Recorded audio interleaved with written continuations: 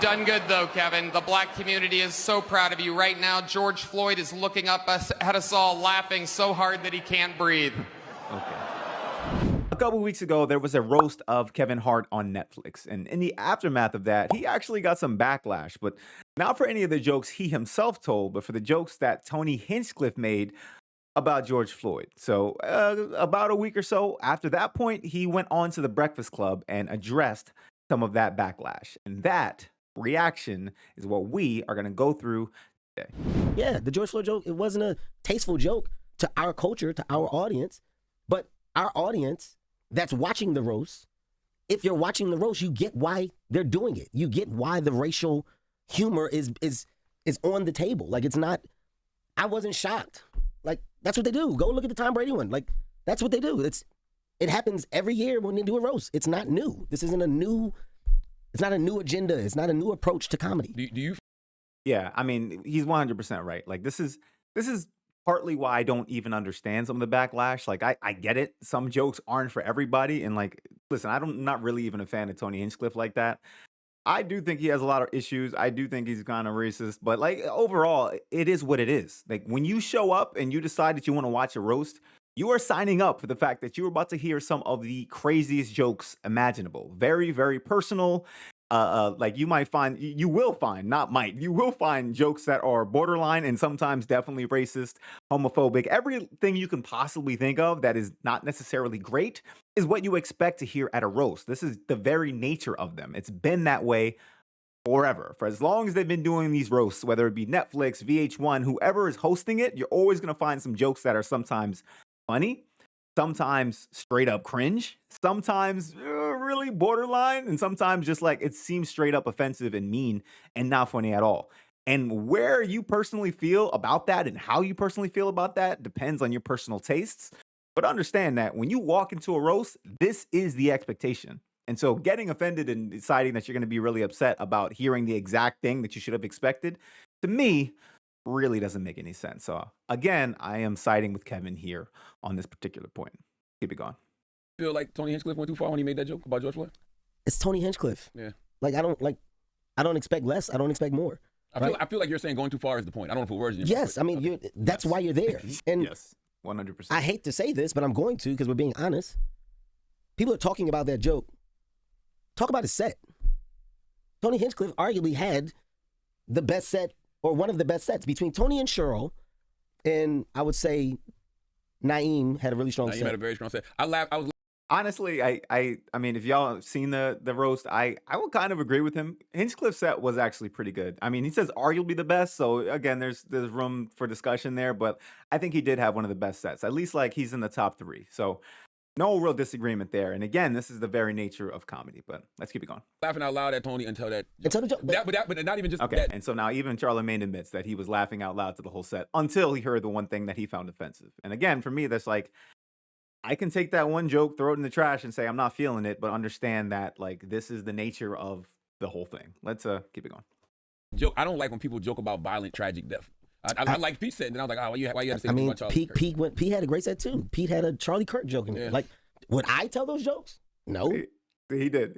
I'm going to admit that right there. I just got reminded of it. I forgot what the Charlie Kirk joke was, but I remember when he made it, it was the same thing. It was like, does it feel too soon? And it was like, well, no, it doesn't. And again, that's one of those things where I feel like it is all based on your personal taste. Because a question I would have with Charlamagne is, did you laugh at the Charlie Kirk joke? And if you did, I wouldn't really be talking much about the George Floyd joke. You know what I mean? Because I know for a fact there are people that I know who would have laughed at the Charlie Kirk joke, but felt offended by the George Floyd joke. And for that, I'm just like, understand, we all have different sensibilities, but like that doesn't mean we have to go up in arms about it. We just say that joke's not for me, and I move on. Very simple, very easy. Keep it going. But do I get why they're being told? Mm-hmm. Yes. Like, I'm not looking at Pete crazy. I'm not looking at Tony crazy. Like, that's what I know what you're going to do. Mm-hmm. I know your style of comedy. Did you see the interview that I did with Terrence Floyd, George Floyd's brother? No. So he said, no shot to you. No, that's good. I'm never watching it. That's fine. I just want to be clear. I'm never watching that. He's like, I don't care.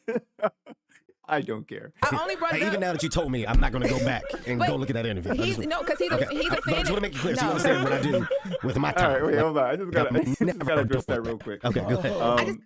I just gotta address that real quick because like, yeah, I'm not gonna go watch that either. He's right. And listen. Like, if you are the family member of George Floyd, if you're the family member or friend of Charlie Kirk, you're not gonna want to hear jokes about them getting taken out or anything making fun of the fact that they got taken out. But like, that's just like, it sounds mean, but like, it might just be you, right? And hold on, that sounds crazy. But again, when it comes to comedy, our sensibilities are different. The thing that is deep and personal to you and that is offensive to you is not necessarily deep and personal and offensive to the next person. When we are in the space of comedy, you have to understand that jokes and all these things, like comedy is kind of meant to, in a lot of ways, call out or get up to the line of what we have drawn in society. And not always does the joke cross that line, but sometimes it is right up there on the border. And everyone feels different about how close people get, how funny it is, at the fact that they try to get there in the first place, and all of that. So I get it. Lauren's kind of like a journalist, so she's going to get the statements from the family if she can. But like, in the context of a comedian like Kevin and what they are trying to do in a roast, they're not going to care for that side of what the internet has to say. And quite frankly, I don't think I do either. But let's keep it going. That's because he's a fan of you.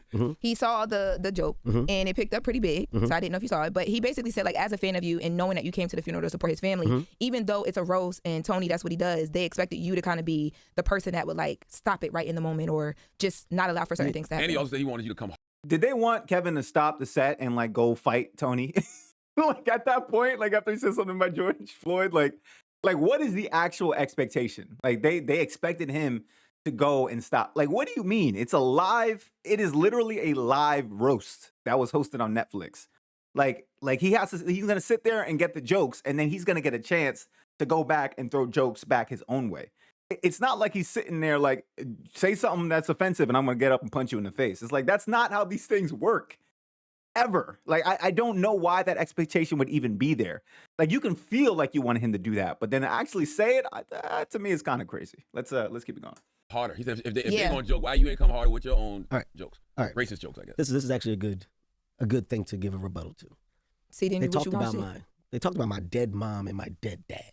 Yep. Said that they were running a train on my mom in That was heaven, hilarious. right? That was crazy. Yeah, that was Regina killed that. Right? Oh wait, that's right. You probably should say killed that. The jokes about Kevin was on a slave ship in a bottle with like the ship in the bottle. Like, I'm going to appreciate humor. I don't get affected by the attempt of humor. I get it, right? In this case, like, do more. It's my production. We're live. The more is what? Like, what is it that you expect me? You want me to take a live production and stand up and fight Tony or have a reaction? Like, Tony told.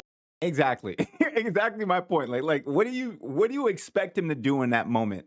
What would have sufficed? And then also they speak about they wanted him to be the one who actually like went harder in his set, but like he doesn't know every single thing they're gonna say in their sets. And even if he knows some of it, I don't think he's specifically writing rebuttals to every single person in their sets in his own, right? He's going to go at them his way, however he feels that it makes sense.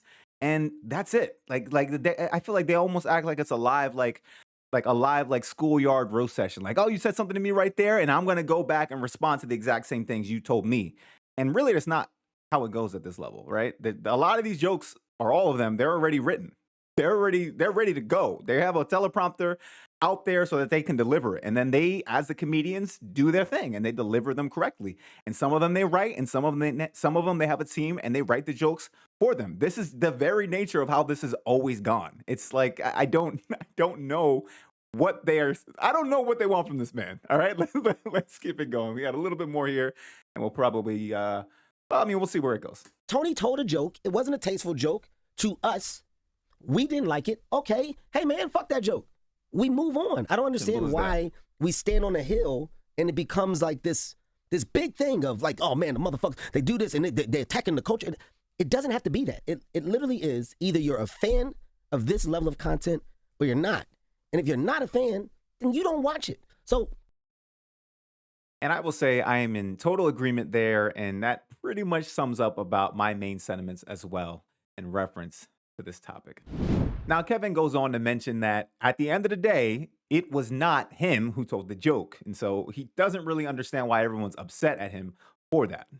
Every single comedian slash actor up there roasting has their own platform. And if you really want to go for them, you can go ahead right now on Twitter, Instagram, or whatever platform you feel like, yelling at them on. And I get it. It is a Kevin Hart production. But at the same time, as a comedian himself, you really can't expect him to be the one to try to censor the speech of other comedians. He's going to allow them to either succeed or fail all on their own. This is the very nature of what it means to be in comedy.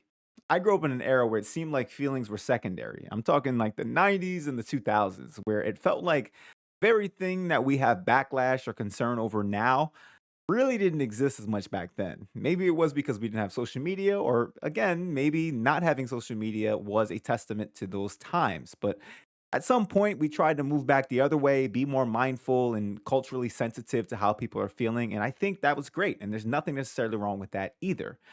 But as with any pendulum swinging, it goes too far. So I think what we're seeing now is we're getting into this era where it's starting to swing back. And I think what we now have is the benefit of understanding what it means to offend people unnecessarily and be mindful of what it is that we should be doing in a certain context, while also trying to be real about whether or not people are probably being a bit too sensitive. If you ask me, if you decide to sit down on your couch, turn on the TV, and turn on a roast, and you are offended by everything you see there, and you decide that you want to get up in arms, then I question whether or not your expectations were set right in the first place. All in all, I thought this was a good roast, and shout out to Kevin Hart, because I think, again, on this particular topic, he and I are in alignment. That's the Jespective. What's yours? Let me know in the comments down below. Like the video if you have not already, and subscribe, as I got much more content like this on the way. So until next time, YouTube, peace.